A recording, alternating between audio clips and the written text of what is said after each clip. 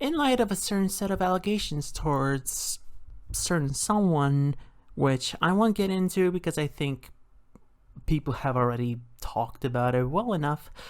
There's been this narrative of what happened with her, what she might have done, has set the trans community back decades, and I think that having that opinion is quite frankly just wrong.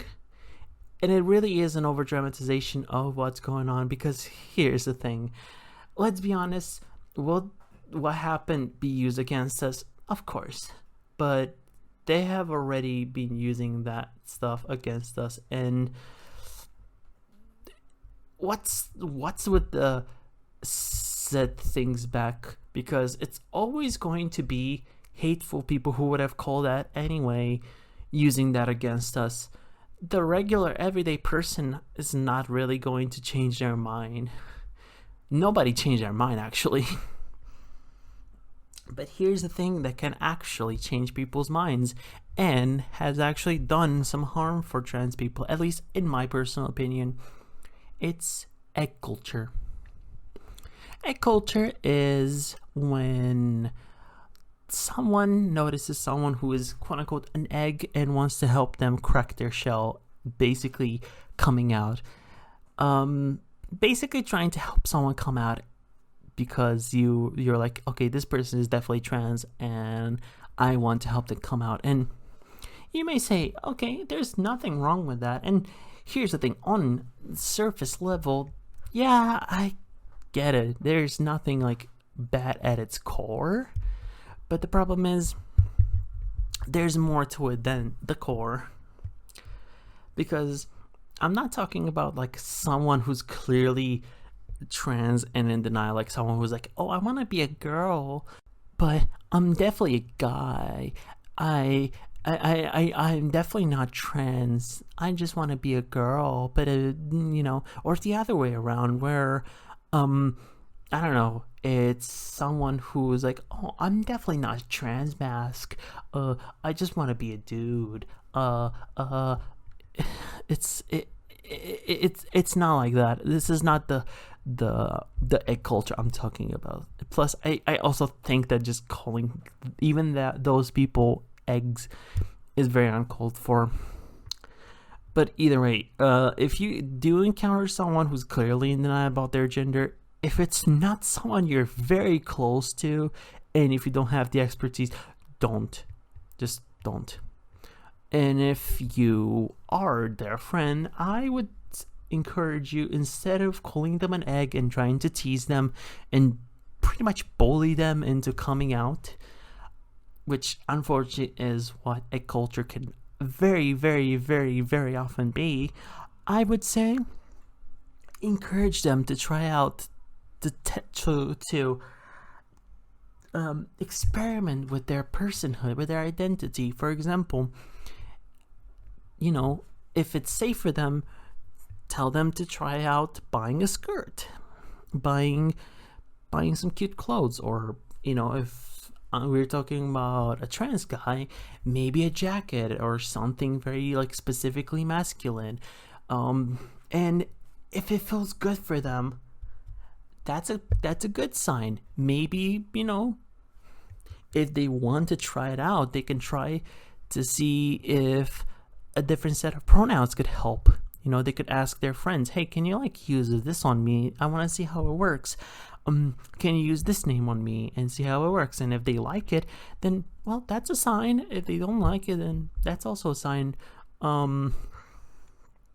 Point is, there are healthy ways to help someone feel comfortable coming out, and none of them are about forcing it or trying to enforce certain stereotypes. What I'm saying is, the best approach to helping someone figure out their identity is by letting them figure themselves out. Because I think that identity is something that you need to figure out on your own. It's your exploration, and nobody else should have it for you, and nobody else should push you into a direction. I think that you should be able to look at what's going on and come to a conclusion yourself, even if doing so will take a little longer than someone trying to like tease you into it. It's at least a safer way to avoid any unfortunate scenarios, because the problem with egg culture is that there are some people who make it very, very creepy and problematic, which is looking at anyone who's remotely gender non-conforming, whether we're talking about, I don't know, someone who identifies as a femboy, or even just someone who doesn't want to be stereotypically masculine, is fine being masculine, isn't even like feminine in any way. They just don't want to be just stereotypically masculine. And they basically just make them think, oh, this is how it is, this is how it's been, this is how you should feel, this is how you should be.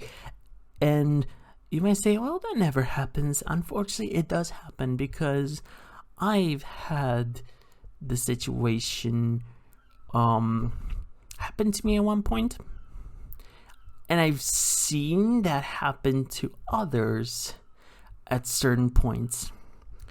And I'm going to get into my scenario because there isn't much to talk about. I first came out because someone kind of started calling me an egg, and I was questioning my identity, but unfortunately their way of teasing made me go back on it, only for myself to come out again to myself a few months later when I realized, no, that's actually who I am. That is me. Yeah. But that's a good case scenario, I would say. But there's even scenarios like, I have a friend of mine who is a femboy, and yeah, he's cool. He's the trans ally, and the point is, there are some people who saw him being a feminine guy and basically assumed that, oh, that means that he is a closeted trans woman, because unfortunately there is this like tiny bit of the community. Most of them are people who believe in egg culture and are basically the people I'm calling out in this video. They are exactly doing the thing where they're assuming that anyone who is a femboy or even gender not conforming is trans, and I think that's very fucked up, because that is a way to turn someone against us, and that has happened. I'm not trying to like hand it to the TERFs here. I'm not. I think TERFs are horrible pieces of shit, but what I'm saying is, a bad experience and being forced to be someone you're not will burn you, will just like make you feel very detached from a certain community. It's basically the same idea as, you know, trans people who don't really have a lot of trust in cis people, because many of them have been either telling them that they're this way, or even made assumptions or treated them as their, you know, as who they are not. Like basically like those cis people who are like, oh yeah, I know you're trans anyway, and then they still treat you like in a very clearly like unaffirming way. My point is, I think those people who look at someone who is gender non-conforming and they assume transness, I don't trust them, because I understand that there are some traits that, you know, are very common within trans people, but let's be real, someone with long hair who's not traditionally masculine doesn't necessarily mean they're going to come out in like 5 years. Sure, some will, like, yeah, I was that stereotype, but that doesn't mean that everyone is. Just because you had similar traits as someone who is in the closet right now, it doesn't mean that they will also come out just because you did. It's basically that whole stereotype of, if someone likes trench coats too much, that must be meaning they're planning to do a crime. It's like you're just like making assumptions based on one person or your experiences, and I think that is very narrow-minded. And quite frankly, it's no different than those TERFs who are trying to like treat trans people as like being trans as a phase. That's how these people sound like when they're trying to like assume that femboys are trans. Like, nah, they're not. Like, is being a femboy to some a stepping stone towards coming out? Yes. Is it that for everyone? No.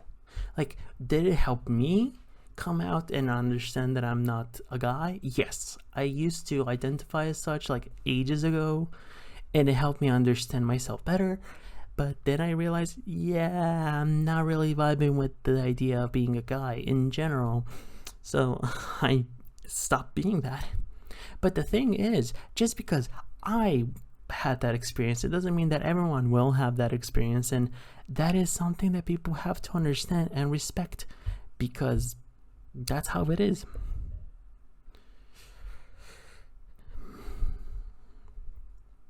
Anyway, another case I've seen happen recently, which is kind of what prompted me to make this, is this case of a friend of mine who, for context, he is a cis dude. A cis dude who is very certain about how much of a cis dude he is. He is fine with being cis. He is very much comfortable with his own gender. But someone basically made a joke implying that he's an egg or that he's going to come out, just because he said he doesn't want to be stereotypically masculine, because, well, to give more context but not too much context, the people around him that are stereotypically masculine are the incel types, IRL. So he doesn't want to be one of those people. He doesn't want to be a misogynistic incel type. He wants to be someone that isn't a creep, isn't a piece of shit, and is comfortable with not being this stereotypically macho figure. He's not even feminine in any capacity. He doesn't want to be. And that's what I noticed, just the assumption based on not wanting to be stereotypically masculine is just so insulting. It legit is the same thing as TERFs looking at a trans woman having like the slightest, traditionally, I guess, not even traditionally, like slightest more masculine trait, like, I don't know, burping once, or I don't know, using a slightly deeper voice, or even wearing pants at this point, and basically saying, see, I know they were pretending, or even looking at a trans guy, I don't know, liking pink, or liking having a shaved face, or even rocking long hair, and being like, oh, I knew that, it's like, I think it's the same principle, unfortunately. That's why I can't really vibe with egg culture. Oh yeah, another example is this person who was super into egg culture to the point of like straight up believing into the concept of pink pilling, which is fucked. And she was very pushy in her approach, and the ironic thing is she eventually ended up turning up to be a TERF and went full transphobic towards everyone, including the people that she's been friendly towards for ages. So that's why I think that egg culture and pink pilling in general is like a few steps away from being a turf. And unfortunately, that's not too far from the truth, because it's also a thing that could turn an otherwise supportive person into someone who may not want to engage with trans people due to their past experiences. Because I'm gonna be honest, like, being forced to be a gender you're not, we as trans people know how traumatizing that is, and how messed up it is, and how many of us may end up being completely burnt out of basically just cis people as a whole, and we may be very cautious about them. And unfortunately, that could end up happening the other way around. And I'm going to be honest, I think we shouldn't make more enemies from allies. I don't know, at least personally. And I know you can say, well, but just because they've had a traumatizing experience, they shouldn't, assume all trans people are as such. I mean, yeah, but the problem is, you wouldn't tell that to a trans person about cis people. Oh, not all cis people are bad. It's like, yeah, no shit. No, not all cis people are bad. But the problem is that if you have bad experiences with a group of people who is like has been discriminating against you, you will be way more cautious in general. Like, it's for example, that's why for example, I am autistic, and most of my friends are neurodivergent. I still have some neurotypical friends, but I usually tend to surround myself with neurodivergent people. It's not even like an intentional thing, but I think it's also subconsciously me trusting other people with like neurodivergency more than neurotypical people, and being able to connect with them more. Same way I hang out with people who are queer more than people who are cishet, to the point I don't even know if I actually have any cishet people as friends, as like good friends, and not just like acquaintances. Because like the last person who was, I guess, the token cishet friend came out as bi. But regardless, the point is, having a bad experience with someone, especially if it's traumatizing, will burn them out on wanting to talk or be around certain people. And this is not to like say, oh, but what about racists? Will you say that, they're justified? No, I'm not saying that. I'm saying, don't try to play into egg culture.